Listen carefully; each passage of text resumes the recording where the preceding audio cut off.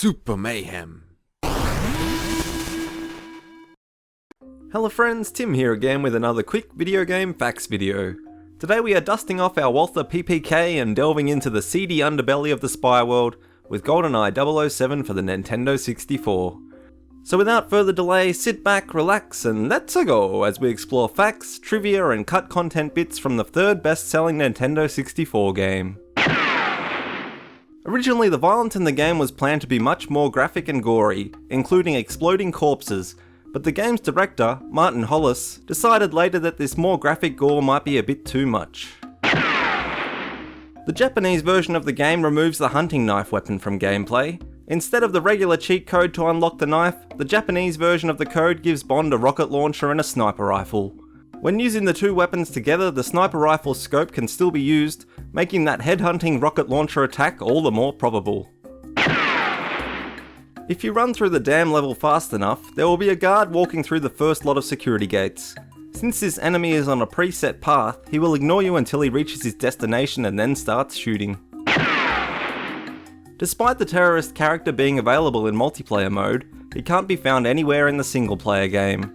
The instruction manual lists the phantom weapon as a terrorist favourite, which is strange considering his absence. The phantom gun is only found on the frigate level, which is also the only level of the game with hostages. This suggests that the terrorist character was once planned as an enemy for this level. It's unknown why it was removed but kept in the multiplayer mode. The theme music of the level Frigate features parts taken from the theme of the James Bond film A View to a Kill by Duran Duran, and other parts inspired by the song We Care a Lot by Faith No More. Many of GoldenEye's levels were designed without set objectives in mind. Instead, level designers decided objective placements, enemy locations, and even Bond's starting position once the level had been created. This explains why some levels have rooms and areas without any real purpose. According to Martin Hollis of Rare, the concept of adding multiple objectives per level was inspired by the level design of Super Mario 64. In 2004, Martin Hollis revealed that Goldeneye 007 was expected to fail upon launch, after a bad reception at E3. It didn't help that the game was a first-person shooter on a console, was also a movie license, and the game was released over 2 years after the Goldeneye movie came out. It's safe to say the developers were pleasantly surprised, with the game going on to become the third best-selling game on the Nintendo 64. The multiplayer mode of Goldeneye was made in 1 month as an afterthought by programmer Steve Ellis. Even the management at Rare didn't know it was being developed until they were shown the complete and working product. A placeholder model for objects that were not finished yet is still in the game. Interestingly, it is a Borg cube from Star Trek: The Next Generation. Alec Trevelyan is seen as being right-handed in all solo missions except for Control. During development, the Silo mission was originally slated to be a casino level, to tie better in with the movie. Various items could be found through the game's code, such as a gold bar, a token, and even money. Goldeneye was originally going to be an on-rail shooter, before making the jump to full player control. The watch Bond wears actually tells time, and counts constantly regardless if the game is paused or not.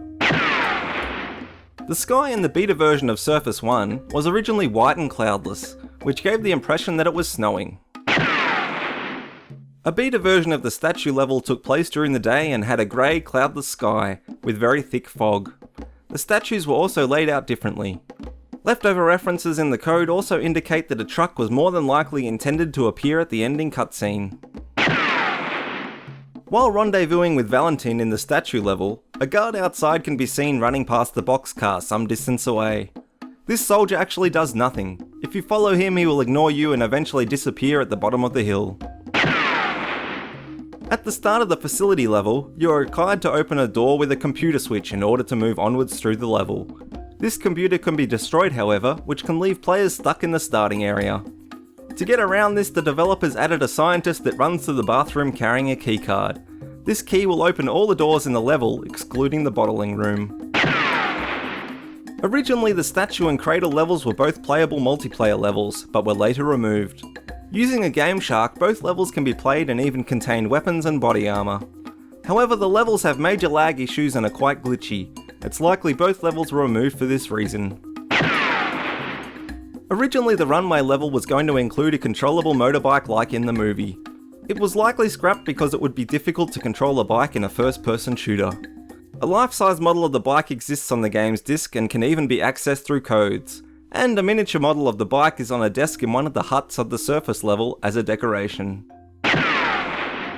If you take a closer look at the Goldeneye instruction booklet, it lists the Soviet weapon called the Spider. As you may already know, no gun by this name is found in the final game.